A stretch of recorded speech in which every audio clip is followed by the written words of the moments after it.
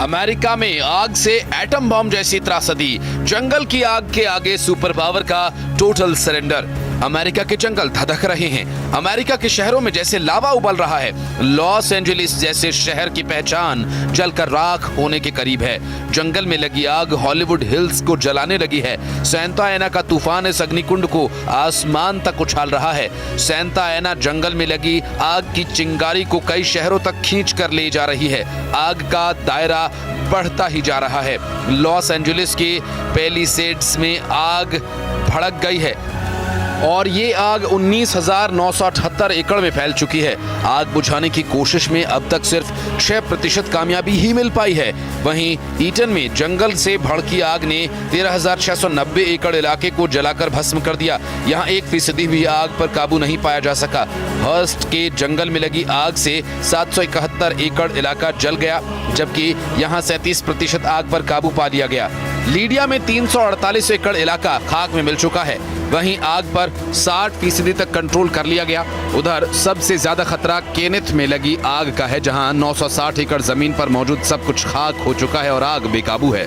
इतिहास के सबसे भयानक अग्निकांड से निपटने के लिए अब सुपर पावर ने अपनी फुल फोर्स उतार दी है। अमेरिकी सेना ने जंगल में भड़की आग बुझाने के लिए C-130 जंबो प्लेन्स को लगा दिया।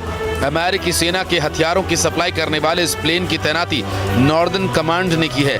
नॉर्दर्न कमांड के मुताबिक नेवादा और कोलोराडो से भी मदद ली जा रही है और fire fighting system cirrus US air force को इसलिए भी लगाया गया कि इस आग की तबाही को परमाणु तबाही कहा जाने लगा है।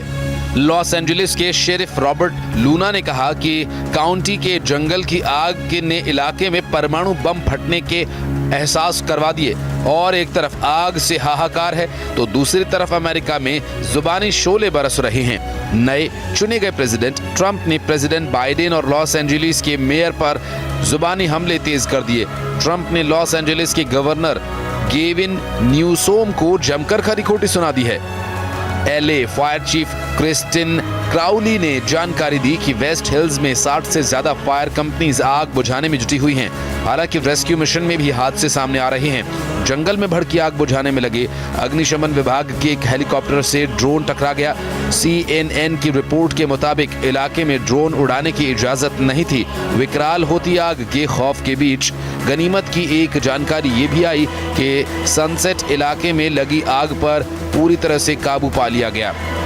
आखिर हर साल अमेरिका को आग से इस रौद्र रूप का सामना क्यों करना पड़ता है? क्यों कैलिफोर्निया ही सबसे ज्यादा आग की घटनाओं से प्रभावित होता है? इसे समझने के लिए हमें कुछ बेहद अहम बातों को जानना समझना जरूरी है। दरअसल कई फैक्टर्स माने जाते हैं, लेकिन सबसे ज्यादा असर माना जाता है उन हवाओं का जिन्हें यहाँ मौत की हवाओं का दर्जा भी हासिल है। सैंटा एना यानी वो गर्म हवाएं जो आग को फैलाने में मदद करती हैं। कैलिफोर्निया के शुष्क और गर्म मौसम में ये हवाएं और भी घातक हो जाती हैं। नमी की कमी की वजह से बढ़ा हुआ तापमान सैंटा एना के लिए एकदम मुफीद माहौल तैयार करता है और इसके अलावा इन हवाओं की रफ्तार मुसीबत को लेकर बढ़ा देती है।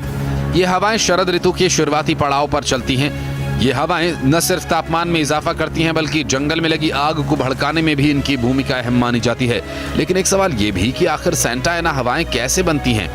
विज्ञान कहता है कि सैंटा एना हवाएं तब बनती हैं जब कैलिफोर्निया के और ग्रेट बेसिन क्षेत्र में एक हाई प्रेशर सिस्टम विकसित होता है।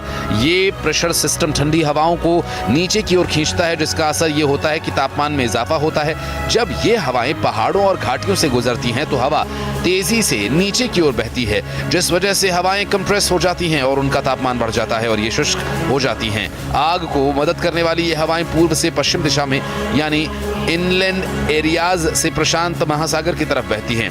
और खास बात यह कि ये हवाएं सामान्य तटीय हवाओं के बहाव के विपरीत दिशा में चलती हैं। यही वजह है कि इन खतरनाक हवाओं को डेविल्स विंड भी कहा जाता है, क्योंकि इन हवाओं की वजह से एक छोटी सी चिंगारी भी भड़क उठती है और वो चिंगारी कैलिफोर्निया के शुष्क मौसम में भारी तबाही की वजह बन जाती है। लेकिन सबसे बड़ा सवाल ये कि आखिर ये आग कब बुझेगी?